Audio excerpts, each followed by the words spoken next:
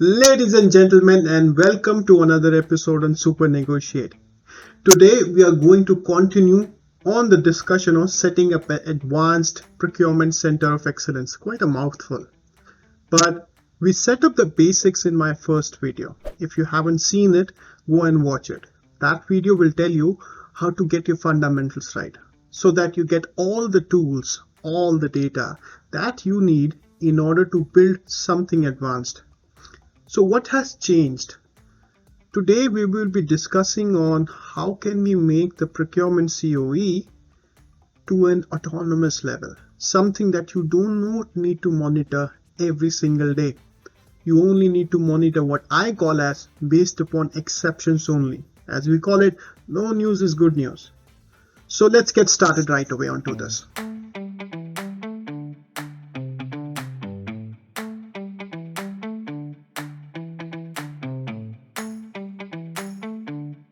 The first step in building an advanced procurement center of excellence is something I call building your sourcing engine. What do I mean by that? Well, I want you to organize 4 informations, and you are able to see that quadrant in front of your screen right now. First, what are you going to buy today? That's number 1. Number 2, what will you be buying, let's say 3 months from now? Got it? The next 2 aspects is what can you delay and what you cannot delay. So when you combine these 4 elements, you have a really nice quadrant. Let's call it as quadrant 1, 2, 3 and 4. Quadrant 3 and 4 is something you will not be able to delay, right? And quadrant 3 is something that you need today, and quadrant 4 is you need 3 months from now, but you cannot delay. Now, for me, the quadrant 1, quadrant 2 and quadrant 4 are the real opportunity areas. Okay, get this first table established. A couple of weeks time you can get this through for most of your major commodity indexes or major product categories. Good. Now we are moving into something that empowers you, that really steps up your game, and this is something called cost monitoring engine. What do I mean by that? I want you to organize the top cost drivers for each quadrant that we analyzed.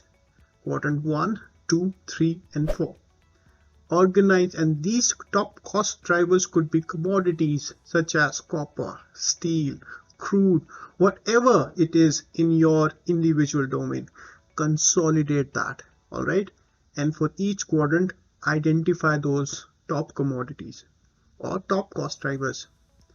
Now let's move to the next stage. After you identify those top cost drivers, I want you to roughly establish a sensitivity index around it. Meaning, if those cost drivers on a consolidated basis moves up 1%, what is the net impact on your TCO?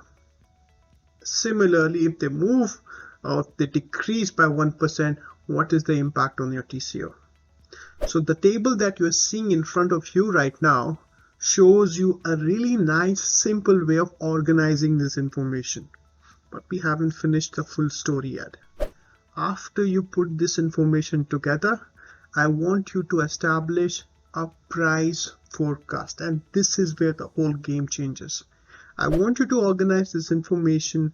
What is the net movement on these top cost drivers in the next 7 days, next 15 days, 30 days, 60 days and 90 days. Have some sensitivity around it. I know we don't have a crystal ball in our hand. No one knows how the markets will move, but the shorter duration you have, it's likely you will get it in the right direction if you are not dealing with the highly volatile commodities. But this table gives you a really nice insight, especially for your opportunity areas, which is what are you buying today, which is quadrant 1, quadrant 2, quadrant 4. Building this table is a solid 2 to 3 months work, maybe even more. And here your Python scripting or R programming language comes to the rescue. build some scripts in place, and I'm saying these are very simple scripts, and it's nothing really sci-fi about or the machine learning really complicated algorithms, nothing. Really simple scripts that does the web scraping of getting the latest commodity prices, putting the logic that you have built. It consolidates the net impact on your TCO. It also looks into what is your estimated volume buying, and it combines with the forecast of 7 days, 15 days, 30 days, 60 days, 90 days. But you might ask me now, this is all fine, but what's the output? Well, the output is from your cost engine. I want to have one specific recommendation for each quadrant.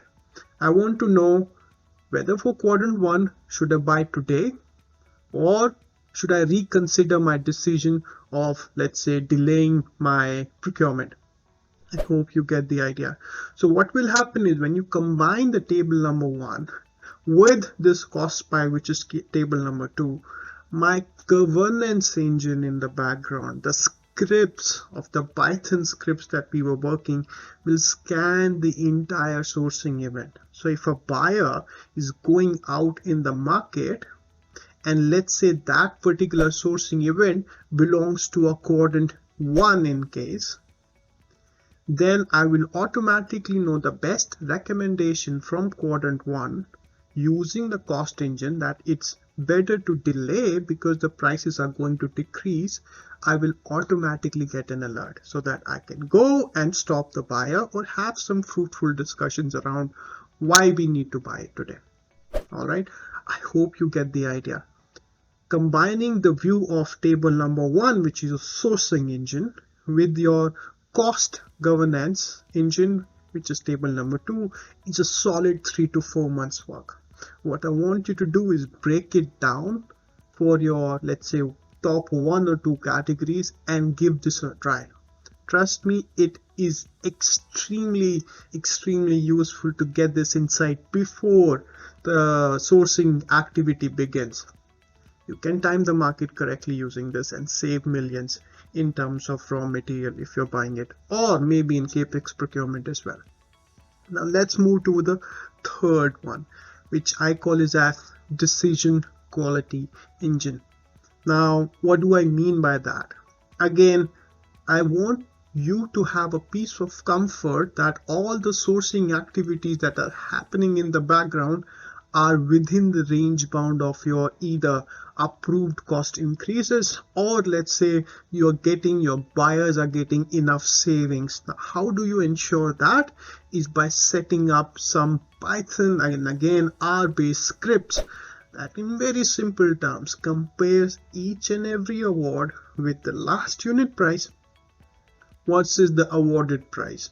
And then what I did in my experiment, I organized this in terms of different thresholds, such as minus 10%, which is 10% cost saving, 0%, which is flat pricing, 10% increase, 15% increase, and greater than 20% increase. And then I was back calculating for each and every sourcing event how much cost savings my buyers are able to give me, or how much cost increases have I given so far in few sourcing events, and consolidate this information. So every time I see my distribution of am I saving 70%, am I saving in 70% of the events, or am I hedging, or am I going towards the increase of 5%, 10% on a net basis. Again, building this logic engine is against a solid work of 1 or 2 months, but it gives me a really nice insight of how far am I going in reaching my cost saving target, how am I dealing with inflation, each and everything. Now this has been a really power-packed video. I've given you some ideas, I've given you some thoughts that you can go and start building. So here are the 3 tables for you again. 1, sourcing engine, so that you know what you are buying and what you can delay. 2nd, your cost engine, so that you know whether the market is going to go up in next 15, 30, 90 days and you are able to capitalize the moment today. On the other hand, if the market is going to go down, can you actually delay and wait so that you pay a lowered price tomorrow and not today? And the last, on a net basis, whether your awarding decisions are leading you towards a majority of cost saving, or you're going for a 10% increase, 5% increase, etc., etc. So this was the first part of building something that directly impacts your cost saving targets. In the next video, I will show you a different type of alert monitoring mechanism. Again, what we are doing here is just capitalizing on the data points that you have, but we are trying to build something that runs on exception. Again, the data in procurement is absolutely the most powerful tool that you have at your disposal. Use it wisely. My name is Gaurav and I love creating content on procurement. I will see you in the next one. Till then, goodbye.